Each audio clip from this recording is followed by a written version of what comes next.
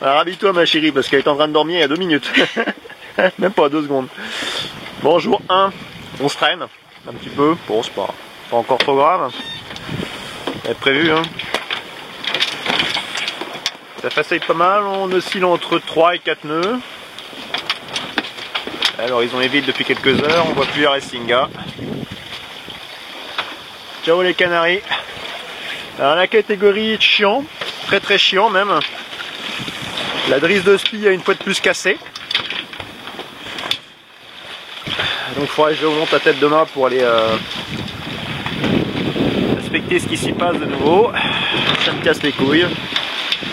Ah bon. Donc dans les petits airs, c'est bien, on est privé du cœur. Comme il y a encore un peu de houle dû au coup de vent de l'autre fois, ben, on se fait secouer, les voiles portent mal, mais bon. Vaut mieux ça que la tempête. Hein. Deuxième jour. Alors hop. Sébastien est en train de cuisiner. Ouais, on n'est pas encore trop abîmé par le mal de mer, donc on en profite. C'est même exceptionnel qu'on puisse cuisiner un deuxième jour. D'habitude, il y a un ou deux on est tous les deux malades, et là, Sébastien, ça va. Alors, qu'est-ce que tu cuisines de bon, Sébastien? Bon, bah, il est très simple, hein. Courgettes, tomates, du riz et des saucisses. Des saucisses propres. Saucisses propres. Bon, alors, comme vous pouvez le voir, c'est déjà le bazar dans le bateau. Je vois que Sébastien a fait son petit nid. Là, c'est pas moi, hein, Sébastien. Voilà, son petit nid. Là, c'est très bien rangé. On ne comprendra jamais mon sens de l'ordre, ma chérie. Ouais, c'est bon ça. Bon, sinon on avance tranquillement, paisiblement à 4 nœuds 4. Voilà, la mer est calme, je vais vous montrer. Voilà. On a lâché le tout mag depuis hier. Alors, on suppose qu'on les a grattés vu qu'on a vu leur lumière dans la nuit. Mais ce matin, plus de nouvelles, on les voit plus à l'horizon, on essaie de les choper à la VHF, rien. Donc soit ils sont très loin devant, soit ils sont très loin derrière. Alors voilà la mer, tranquillou. Pas de grosses houles. Pas de gros vent non plus. Ce qui était un petit peu chiant cette nuit. Parce qu'on avait un petit peu de vent, pas de vent. Un petit peu de vent, pas de vent. Et puis des grognements de Sébastien parce qu'il fallait empanner et puis mettre le moteur. Bon, c'était des grognements. On prépare les voiles, 2 minutes après il faut allumer le moteur, je descends, 2 minutes après on pouvait envoyer. J'ai dit putain, c'est pas possible, ça se terminait quand? C'était évident, pendant que j'étais pas de quart. Ouais. C'est pas drôle. Ouais. Comme d'habitude, c'est quand moi je suis de quart qu'il y a de l'action. Et ah oui, j'ai envoyé la première fois le génois toute seule et je l'ai rangé aussi toute seule. Je suis fière de moi. Hop. Jour 3, corvée de pluche.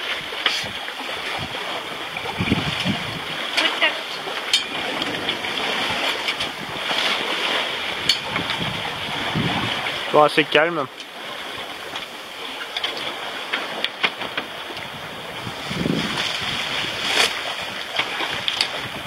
Allez, on va nous faire le coup. Toujours jour 3. Hop. Cet oiseau est assez amusant parce que, on va voir ici. Allez, bah. Hop, il va se poser. Ah, il est dans les traces, carrément, il va passer sous son ici. Depuis tout à l'heure, il n'arrête pas. Il se pose. Ça fait au moins 4 fois qu'il nous fait le coup. Ah, il est là. Mais mon gars. Ah, voilà, il est reparti. Il va encore se laisser dépasser un petit peu, puis bah, s'il fait comme d'habitude, il va repasser devant. Ça fait 4 fois qu'il fait ça. Jour 4, on a inventé une voile.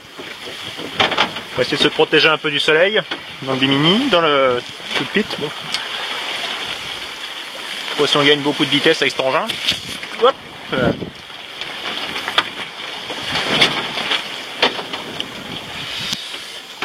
La cuisine.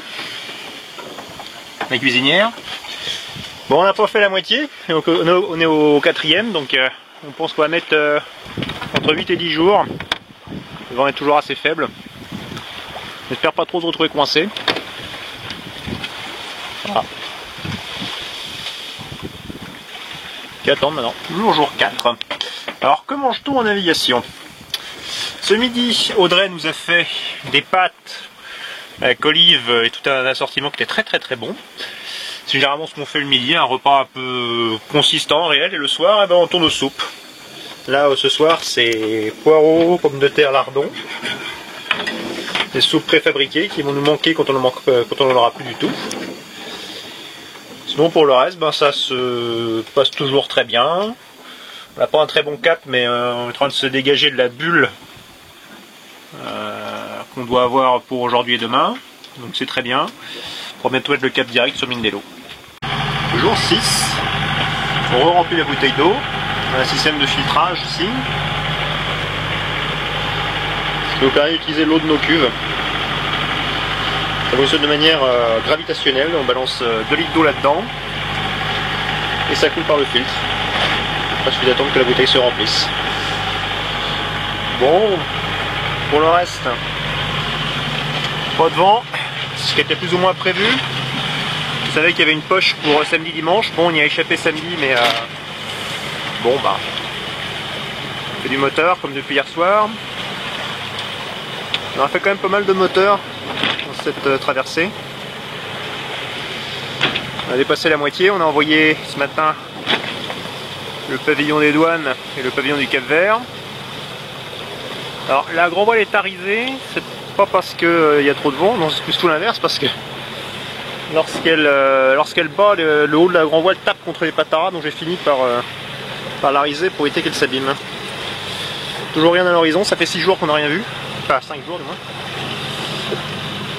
Niveau fatigue ça va, niveau mer ça va, niveau moral tout va bien. Voilà, midi. Alors toujours 5e jour, alors aujourd'hui c'est un jour spécial, on est le 26 octobre, et le 26 octobre c'est l'anniversaire de ma maman. Alors je lui fais un petit message, j'espère qu'elle verra la vidéo. Donc maman, je te souhaite un joyeux anniversaire, et puis je pense fort à toi, et puis plein de bonnes choses quoi. Je te fais des gros bisous. Voilà, encore un joyeux anniversaire. À bientôt. Bon, jour 7. Plus que 74 000. Demain matin à Waypoint à 7h45, donc normalement tout plus loin vers cette heure là, parce que le théâtre c'est toujours un petit peu imprécis. Voilà, ça se termine tranquillement. Toujours plutôt calme. Ce qui est rageant, c'est qu'on a perdu pas mal de temps avec le fait qu'on ait eu la Drise de Speed cassée en début de croisière. On a dû perdre une bonne journée, et quand enfin on a pu accélérer, bah, il a fallu réduire pour pas arriver de nuit. Donc bon. Ouais, on se plaint pas, ça n'a pas été une navigation très difficile. C'est la première vraiment longue navigation qu'on fait avec Galopin. Le bilan est très bon. On s'en est bien sorti, on n'a pas eu besoin de pêcher. On avait suffisamment de bouffe au départ, et comme je suis pas un grand fan de poisson, bon c'est professionnel. Niveau flotte, tout s'est bien passé, on n'a pas eu de problème, on faisait toutes nos vaisselles à l'eau de mer, hormis les verres et les bols quand même qu'on passait à l'eau douce. Niveau eau douce, on avait embarqué un bidon de 5 litres qui n'a pratiquement pas été entamé. On servait quasi exclusivement de l'eau d'écu filtrée dans la live straw. Ça marche très bien. Donc aucun souci là-dessus non plus. Donc le bilan est très positif. On est bon maintenant. On sera paré pour la transat. Allez, on se rapproche des îles, on retrouve nos copains.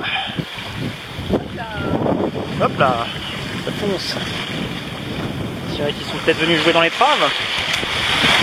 Tiens, un bon aileron là.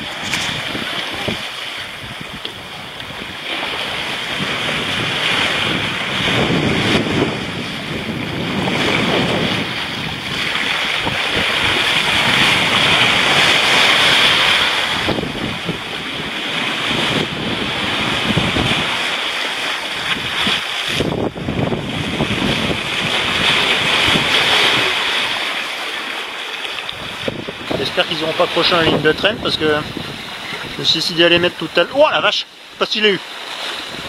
Un joli saut là. Allez. Ah. Excellent.